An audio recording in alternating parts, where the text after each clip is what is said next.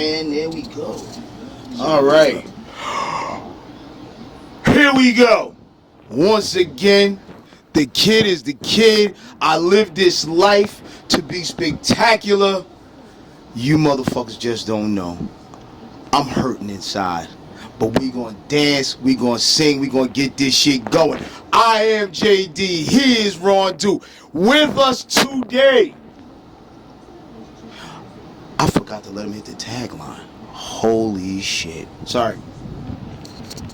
No gossip, no glitch. Just two brothers talking shit. Brothers talk about. Peace, JD.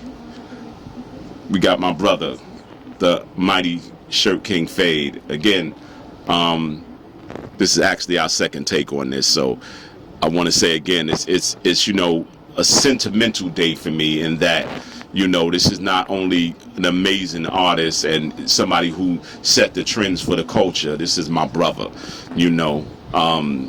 We've been through so much. I've known him so many years, and it's kind of, you know what I'm saying? It's I don't even know if I'll be able to interview him. It's such a sentimental thing, because like when me and Phade get on the phone, we talk for 2 hours. Literally just reminiscing and going through, you know, the history of how things was, and we talk about stuff. So this is just going to be another time where it's just going to be a phone conversation right now. Basically. You know? So, introduce yourself, Phade. Shirt King Phade of the mighty Shirt Kings. I know you heard of us, Jamaica, Queens, South Side, representatives for sure. Man, I'm happy to be here. You know, this is a long time coming. We've been, you know, looking to get together for a while, you know. Indeed. So listen, tell me your history, tell me your upbringing, where you from. You know, let the people know what's going on. I mean, like, for me, for history, it's more than just like what I've become or what I'm becoming. Yes. It's more of digging into my personal history and realizing, why am I like this, you know? Mm-hmm. Why do I do certain things, you know? So that deals with that genealogy. So I had to start like really like learning about, you know, my parents and people before them and stuff like that. So my family is from Honduras. Right. You know, so they came here. You know, my pops came here by himself, like in the 60s, you know. Basically, like a lot of other people, just to, like, oh, I'm gonna go to America and, you know, cut out something for my family, you know. American dream. Yeah, the American dream, Yeah. you know. And then, like, when my pops passed, that's when I found out that, you know, when you start going through all the paperwork and everything, and I'm like, you know, I found out he was working for Chock full of Nuts, and Chock full of Nuts is like the equivalent of Starbucks now, yeah. today, right? And but the funny thing about the one he worked at, which was on Chambers Street, Jackie Robinson owned it. Oh, okay. So he said he used to come in there with his fur all the way down, right, and ask them, you know, is my brothers all right? You're good? You're good? You know, so he was like, that was an amazing man. That's like, an amazing thing. That's an amazing experience. He checked on his brothers that came from other places in the world, you know. So I said, man, that entrepreneurial. As two kids who went to the Jackie Robinson School in Pier 15, Queens, we definitely appreciate that. You see, now you know more about that man. So it's not like the entrepreneurs that we have today. He was like the precedent, but that part of history seems like it was a race. You know, we know him just for the baseball. Indeed. You know, indeed. But my dad knows him intimately on a whole nother level. You know, like the entrepreneur. You know, the not just I own this restaurant. I want to make sure my people's is good. My like, employees are straight. Yeah, like that. So that was one of the reasons. So the employees there were predominantly black? Yeah. Yeah. Indeed. That's an amazing thing. So that allowed my pops to, you know, finally get his own spot in Brooklyn, you know. You go stay with family first, then he, you know, got his spot in BK. Then he sent for my mother and my brother brought them over probably like two years later. You know, so all that has impact because when I was You were born here? I was born in East New York. Oh, okay, okay. You know, Shout out to East New York. Yeah, the sun rises in the east. You already know. So yeah, so you know, being born in the east is like for some reason I can remember all the memories vividly. You know, I remember like going to the comic book store and getting the comic books with my brother, riding on the bike with him. And then he had to get the bigger sissy ball because I used to just fall off as fast as he go. You know, I'm like a little dude and I'm on the back of the bike holding on, you know, like the memories is like still vivid, you know. I remember everybody who lived on the block, even though I was like 4 or 5 years old, 6 years old, 7. Let me tell you something. I was going on my man Chino yesterday, and it's kind of a pop culture thing, and I laugh about it because you know I mock pop culture. I don't really dig the pop culture, but I understand this is what people want to talk about, right? This is pop culture. So when people basically ride currently on the back of bikes, on the back of motorcycles, they ride side saddle. Right? No, they ride side saddle. So if the bike is in this direction, they're sitting side saddle on the back of the bike or the motorcycle because no homo. They can't sit behind a person riding, another man riding because some no homo on the pause game thing. Safety, bro. You know what I'm saying? Safety. So, you know, as far as balance and safety, and balance, and definitely safety. You know what I'm saying? I'm holding on to you. But the like culture is so impacted by what other people think. You know what I'm saying? Yeah. I've ridden on the back of Mini Ben's bike, and I'm not gonna say pause. And you know what I'm saying? Right. Because that's what we did as kids. No, I'm just illustrating that this is. You know, I think that in order for you to have these feelings, it gotta be in your mind. It gotta be in your mind. You know what I'm saying? Because I don't see a dude riding on the back of somebody's bike and go, "Hey, yo." That's not my first thought. That's yo, they going where they going. Right. You know what I'm saying? And then it's more on the scooters. I haven't really seen it on the motorcycles, but you know, scooters are very popular now. Yeah. But dudes ride side saddle on the scooter, great distances. I'm like, yo, that's not even safe. But my man had brought it to my attention yesterday because we was talking about the pause game and how crazy it is. You know? How, you know what I'm saying? How insane it is. And the dude has said, yo, you see these young dudes riding side saddle. I was like, yo, I have seen that. Wow. You know what I'm saying? So the fact that you said that you rode on the back of your brother's bike. Oh, yeah, for sure. Pause. He's stupid. Hey, yo. Nah, I felt safety because that's my big brother. I felt safety. So listen. You know what I'm saying? You started out as a graffiti artist. Yeah. But it still all ties back to that. Like I want to know history and what crews you associated with. Oh, well, the crews I was down with was like TNT, MTA, TC5. TC5. INDS, you know, Independence. That's Phase 2's group. That's why I got my name through Phase. Oh yeah? Yeah, Phase Ultimate Legend, you know. Oh, I know. Okay, yeah, my brother Phase 2 is a graffiti artist. What? But me personally, I did have a small stint with graffiti artists. Wow. You know what I'm saying? As I was a student at Bayside High. Okay. We used to have what we used to call the Writer's Corner on Hillside Avenue. Shasa told me about Listen, that. the Writer's Corner. And all the brothers, I mean, shout to my man Dyer. You know, my man Pat Pookie was my man. Pookie, TC, TPA. I think his crew was called TPA, the Public IR, Animals. Something like that. That's Cedric. That's Say's group. You know, so Say and them, yeah. So all them dudes, man. Shout to all them dudes, Yo, it's man. funny. Sure, skinny, tall, sure. It's funny to hear somebody say. Yeah, instead of Cedric. Oh, Cedric. No. I call him Cedric. Nah, I know, but I'm so used to Say City. Oh, Say City, yeah. Right? Yeah. That every time I saw, because I met him twice, I was like, oh, yo, you Say City. He's like, he's so synonymous. No. Children in the yards. Listen. That is crazy. Listen, let me tell you this. Say and Scott. Yeah, Scott. They was like, when we was coming up the graffiti crews, you would have dudes who was partnered up. Pest and Dose, was it Pest and Dose? Yeah, Yep. Pest and Dose. And Wow. what's the name? Lawton had That was Pest and Dose. no, Pest and Dose was Merrick, Southside.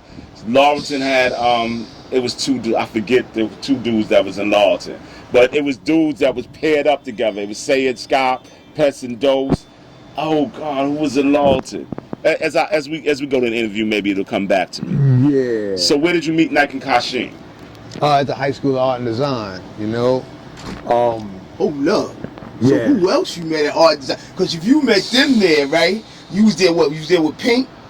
Come on, same time as Pink, Mayor. Doc, right? Nah, Doc didn't go there. Doc, I think, went to Music and Art, if I'm not mistaken. Music and Art? Yeah, he might have went to Music and Art. Okay. I'm not 100% on that. All right. But it was me, Scene, Doze, Lady Pink, Mayor, 139. Hold up, I'm a St. Albans kid. So did you go to school with Abby? Yes, yeah. Abby, Yeah, let me tell you something. Yeah. I don't want to mess up the interview, but Abby was an amazing artist. Like, Yeah. not even as a female artist, Yeah. as an artist. Abby's throw up Mm-hmm. was some dude's pieces. Yeah, because she was around the best. You know, Abby's know? throw up, that AB, Yeah. Abby's throw up was amazing. Shout to Abby, shout to St. day. Albans. Let me say this Day. though. Yeah. I find that all the TPA people got this color thing, right? They blend their colors really well, Okay. right? And I guess that was because of the crew, Mm-hmm. right? Because Sai is actually at another level now. He's in FC too. Oh, word? Sai is, Yeah. I give it to Sai. He wasn't that pleasant. But he's a beast. He's an amazing artist. But Shaw was an amazing artist, and I haven't heard anything about Shaw in many, many years. You know? So how did y'all go about starting the Shirt Kings? Well, yeah, so, you know, us meeting first, you know, is like Art and Design had all the top writers there, top artists there, top whatever you can name, you know. But certain people would like stand out, and one day, like I seen Knight going up the escalator, and he had the big portfolio, and he had the R2D2 on it. Right. And I was like, oh shit. I was like, this dude's kind of cool. I said, damn, he looked like me. You know, I had my waves, he had his 360 waves. Yeah. He had the acrylic on there, but I had the acrylic on my pants. Right. Because by the time we moved from Brooklyn to the Bronx, some other shit was going on out there. Mm-hmm. You know, so by the time I got to high school, I'm doing acrylic on my jacket and on the pants. Right. He had the acrylic on his book bag. Right. You know? So I was like, this dude like a mirror of me. Mm-hmm. You know? So I kind of like, you know, we just position ourselves like, nice sneakers. Yo, how you do your waves? How you do your waves? What kind of stocking cap you wear? You know, Nah, hold up. That's some old school shit right there. No. Come on. No. Before we even get to the art, Yeah. where you get that style from, fam? Bro, That's what I'm 'cause talking. Uptown, we still using regular stocking caps. I'm Right. ripping my mom's stocking caps, you know, the Yeah. brown one, you know, Yeah, they look yeah, like yeah, twins. The knee highs. But BK was already, because them dudes was already going to jail, so it's Yeah. like they come with the BVDs, The BVDs. and ripping it and making the, I'm like, yo, what kind of do-rag is that? You know what I'm Yeah. saying? Like, you know, so we definitely took the do-rag game, you know, I got that from Knight, you know, real talk. And then eventually, you know, Kashim came into the fold, because I think we just was me and him was in like all the same classes. Right. So we so you always navigate to the cool kid. Right. That know, 'cause I was already like getting money, like this and that, you know, watching my older brother hustle. So I used to come to school with loose joints and stuff like that. So, you know, so you gonna gravitate to somebody who got fresh gear, you know, because y'all can talk about stuff. Right. I'm not going to gravitate to the little bummy dudes that was trying to break dance when I already was break dancing like 3 years before I got to high school, you know? That was as a baby doing that, you know? By the time I got to Art and Design, that's when those of them was starting to do, you know, form Rocksteady crew. You know what I'm saying? Shout to Rocksteady. Shout out to Rocksteady, shout out to Doze and Days and like all the art design crew. You know, Y'all getting a history lesson today. for sure, for sure. And so it just so happens that Kashim was from Southside Jamaica, Queens, right? I had already been going out there. I got a cousin that I modeled myself after. He was from Wyckoff Project, so I used to go with him everywhere. Right. We going to Coney Island, fighting dudes. I'm talking about 11, 12 years old, you know? We going here, we going there, we going... So I already had a full scope of the landscape of New York. The graffiti took me everywhere, you know what I'm saying? Took me back to Brownsville, to where my aunts and them is at, you know, because I'm right in... 3? Yeah, right on Rockaway Boulevard, you know, right in Brownsville houses. But Seep lived around there, Seep TMT. Right. So I'm like, yo, you want to be down with TNT? So now I'm writing with him. Then when I'm in Bed-Stuy with my man Tank, he lives on the other side of Marcy. So now he Tank TNT. Right. Now I'm coming to Jamaica, Queens, you know, messing with cats out there. You got my boy Teray. He used to write, oh man. Well, he's one of the barbers in Belly. He was in the first chair, Teray. He's from Far Rock, you know. So the graffiti is taking me everywhere. And then school is a whole nother entity. And then hip hop is a whole nother thing going on. So I'm living like 3 different lives, you know what I'm saying? I'm one kid here, I'm one kid here, and I'm another kid right there, you know? So it was only right that I met them, because them two was so dynamic, you know? Like Kashim brought me back, you know, to South Side, you know? But like I said, I was going out there because my cousin from Fort Greene, he used to go out with this girl named Eurasia. Right. And so that's when, you know, I got down with the Nation back then, like in '76, you know, before I went to high school. So we going out to Baisley already. And then she got 2 sons, Righteous and Messiah, and, you know, 2 little babies and stuff. And I was like, oh, this is real, like it's generational. I love this, you know? So Kashim reintroduced me like in '77 back to really hanging out in Southside, you know? Okay. So who came up with the idea for Shirt Kings? Listen, I know the answer to this question, but just for the audience, what made you start Shirt Kings? Well, it was a combination of circumstances that was going on, you know, within the confines of the Bronx, you know? The Bronx was like that song, The Bronx Bugging Out on Crack. They was really bugging out on crack. Right. You know, when I walked in the building, there's nothing but vials, thousands, like I was on Jones Beach or something. There's just vials everywhere, and I'm like, damn, so, you know, my upbringing was really like, once you start reading like the Malachi York, you know, information, and then you start reading How to Eat to Live. You start reading all these books, and you read Cabrini Green. You be like, oh, they got brothers out in Chicago too, like, you know, Down These Mean Streets by Perry Thomas, and you absorb all of that.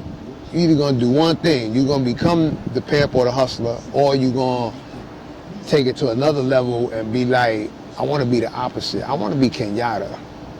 You know, I want to do what Yada do. You know what I'm saying? Like, I'm like, I need to change. I want to change community some way, somehow. So that's why I never really graduated to selling nothing hard. I just stayed really in the weed zone, you know.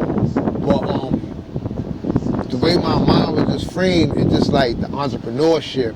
How could I help my people? What could I do? You know, and when I used to be at Nike crib, Nike was already like the master of characters. He was drawing these ill characters, you know, that represented us with gold chains on the neck and everything. And then we flipping our sneakers, like he had the blue fila, I had the white fila. He'd be like, yo, let me borrow those. But I'm wearing all red tomorrow. Paint these shits, bro. He paint them red, I'll take the blue ones, paint them shits green. And you know, people was like, yo, how y'all getting these colors? You know what I'm saying? Matching up, blah, blah, blah. So when it was time to do Shirt Kings, it was just circumstantial, man. I wanted to get out the streets. You know, me and my boy Bosco, we was hustling, and he ended up getting murdered inside the spot, you know. And the dudes that killed him, they waited for me to leave. And I'm looking at them, And my boy was like, man, go ahead, I can handle these niggas. I was like, yo, I'll be right back. And I came back, this nigga was laid out with 5 bullets, you know? So I was like, damn, you know? And then the kid was looking for me. He came to the projects. He had heart. He came to the projects. Niggas was ready for him. But the good thing about living in that part of the Bronx, you got the Italians up there. So the Italians, I guess they was always monitoring our business and everything, you know, because they used to offer us jobs and stuff like that. They went and caught the kid. Oh, okay. And told us. And beat his ass. And they was like, we loved your man Cliff, you know? I mean, it made it to the papers and everything, man. It was like, I was like, wow, okay. So all of that pushed me to change, you know? So I said, let me try to go to college. I went to college, and when I was home from college, that's when my boy who ran with us, he used to write Sound 7, TC5. He was like, bro, I need to put an airbrush in your hand. And I was like, I ain't trying to do that, bro. I don't want nothing to connect with the streets, no art, nothing. Like, I'm flying straight right now, you know? And he was like, nah, bro, you gotta learn this. Hold on, excuse me. Shout out to that chick. So I'm saying. For real. Woo! Yeah. Shout out to you, ma. Yeah. I'm sorry, go ahead. Oh, she passed through? yeah. Just saying. Yeah. So you introduced the idea of doing shirts to Nike and Kashane? Well, it was introduced to me first by Sound 7, Spanky, Lady Pink, Doze, Doc. You gotta realize, cats was already airbrushing. So Doc, Doze, and Mark, they were already in Uniques. No, they were in what's the jean spot on 96th Street? 96 and Broadway. They used to sell a lot of denim. It was like a VIM type thing. Right. Oh, Wings. Right. They was already airbrushing in Wings. Oh, okay. You know, Gary and another cat, they was down at Uniques on Broadway in Soho. So cats was already doing like the graffiti type stuff, you know, and the characters, you know, it's just it came from the jackets, and cats end up doing that. Once I did learn how to airbrush, Spank and Lady Pink got me into a show. Right. It was called Rainbow Arts Gallery on 23rd Street or something. Doing canvases? Yeah, I started doing canvases first. Okay. Yeah, I did that because you know, shout out to Delta and Sharp. Like Delta and Sharp was like, they had already went to Europe, and they came back and they showed up at the show, and they was like, bro, them canvases is bread. He's like, I went to Europe and they gave me 20,000. He said, I got 20,000 cash. He went like this, he went in the sock, he started pulling, he put 5 out of every place. He was like, I'm telling you, Phade, that's the future. Right. So with that in my mind, you know what I'm saying? I was like, oh, I can sell art? Okay, so I did my first show with Pink. I got all the photos for that. I'll send them to you, you know? Yeah, definitely. Me, Pink, Crime, Spank, Chico from Lower East Side, all the murals that Chico did. Yeah, so, you know what I'm saying? So I started doing shirts like 2 years I'm sorry. before. You niggas is getting a history lesson on Graph right now, and you don't fucking understand. Into them You're names. getting a fucking history lesson. I'm here, eyes wide, jaw slack. I can't, like, it's fucking, yo, I'm like a kid at Christmas right now. You know why this is so important? Because you can't dismiss the humble and small beginnings. You know, you can't dismiss these cats that influenced me. Definitely, they made a contribution. Case 2, my mentor. Right. You know what I'm saying? With one arm. Oh, the one arm, big God. Bruh, you from Case, you set up not to fail in life. You have no excuse. He has one arm and one leg. What's your excuse? Oh, and he was bombing the fucking trains like a monster. Bombing the trains. So I took that energy and put that onto a t-shirt. I interviewed Nike in the past, you know, your partner. So Nike said to me that, yo, Phade came with us with the idea of doing shirts. He said, I didn't know how to airbrush. You know, he said he painted and I think he used acrylics, if I'm not mistaken. Yeah, he was doing acrylic. Right. We all And were from he art said that, design. Phade came with the idea of airbrushing. And, that's what kind of made y'all blow. Yeah, because it was a combination. It was my idea, right? And I started doing it from like 84. By 85, it was like I'm making so much cash. I can't do this by myself. Right. So I connected with Daryl Ferg first, because he went D. to art Ferg, design. that's the guy ASAP Ferg's father. Exactly. Right. And he told me, he was like, yo, that Bad Boy logo is your Mickey Moet. Mm-hmm. If you look at it, he just put cat ears, but the Bad Boy logo, the Bad Boy logo is our character too. But I mean the Uptown logo. Right. You see the cat got his thing like this, but Yeah. I think he's still leaning on the bottle, is he? I don't remember. But he's like offhand. this. Yeah. Right, he's still Right. leaning on the bottle. That's us. But we all I know family. the Bad Boy design is similar to characters that you had. Yeah. Yeah. Years later. Yeah. I do recognize that the Bad Boy logo is Yeah. very, very similar to the characters you use in Shirt Kings. So, like, that art I felt was gonna become a vehicle, because first I got some young cats from my projects, so I ain't want them to sell no cracks. I was like, yo, I'm gonna give you these shirts, just bring me the money back. And they'll go, boom, come back, be like, yo, these shits are selling, bro, So I was like, all right, this shit is working, let's go to Harlem. So for the logo, he's There it is. leaning up against On the Uptown letters. Right, yeah. so when y'all would have had the champagne bottle, they got him on the logo. Yeah. I mean on the words Yeah. Uptown. And they turned Mickey into a cat, 100%. And I never noticed it until Daryl told me. Wow. Shout Shout to D. Ferg. Shout out to D. Ferg. So me and Daryl got together first. We painted for like 6 months. And Daryl came up with the idea. He was like, yo, what's up with your mans and them? The one from Queens and Brooklyn used to be with. Right. He said, you need to get with them. Because you gotta realize, me and Daryl, it's like, I guess you putting two, together. It's not going to work. He got his own team, his ideas. I got my own team out. It's good that we connected. Right. But we too similar. Right. And the drive is crazy. You know what I'm saying? So he suggested I leave. You need to get with your mans in them. He brought you out of the business. Yeah, basically. Wordsmithed me out.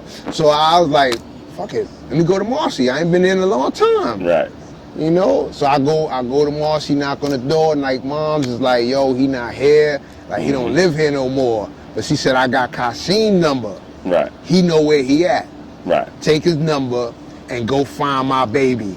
So it's crazy because, as we get this history, it wasn't no cell phones at that time. Wasn't no cell phones. We bruh. used a lot of beepers and such. Yo, you gotta call motherfucking house. You gotta right? call somebody's house to get in And if touch. you ain't home, you gotta wait. And it's crazy.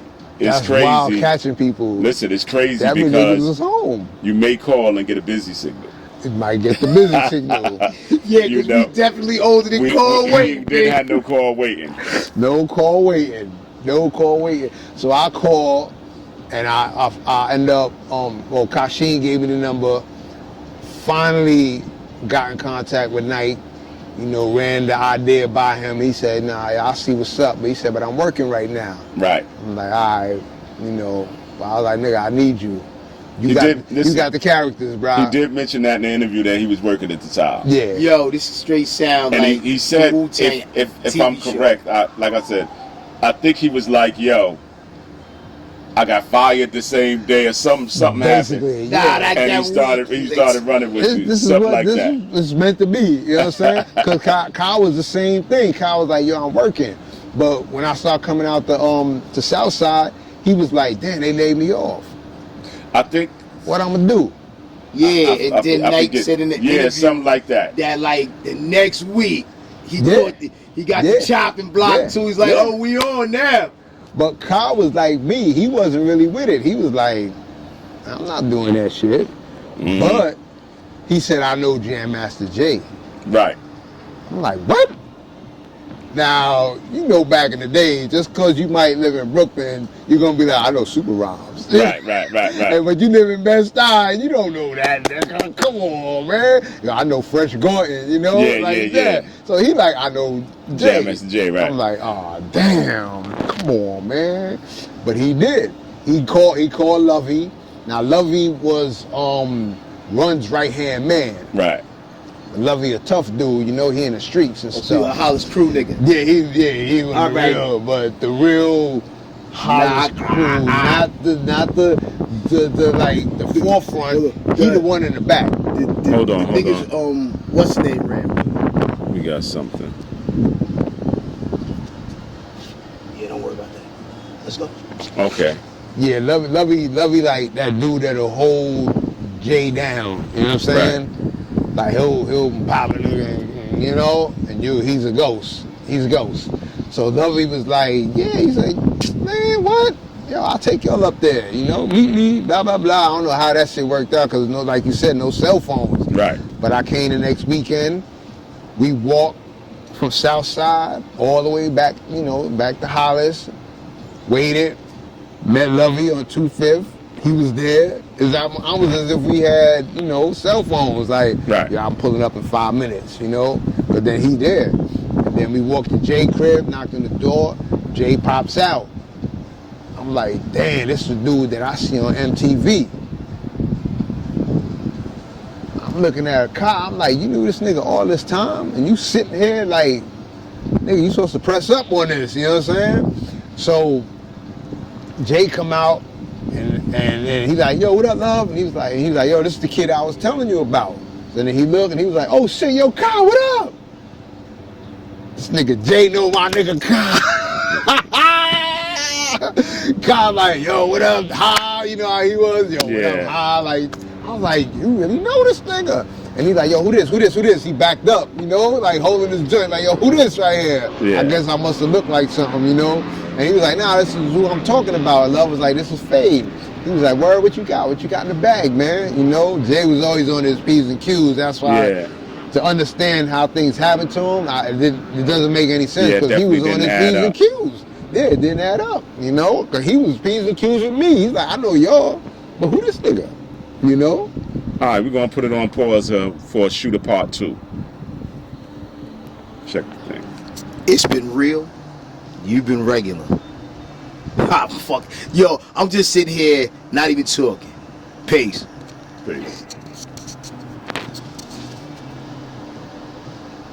I just want to see what's going on with the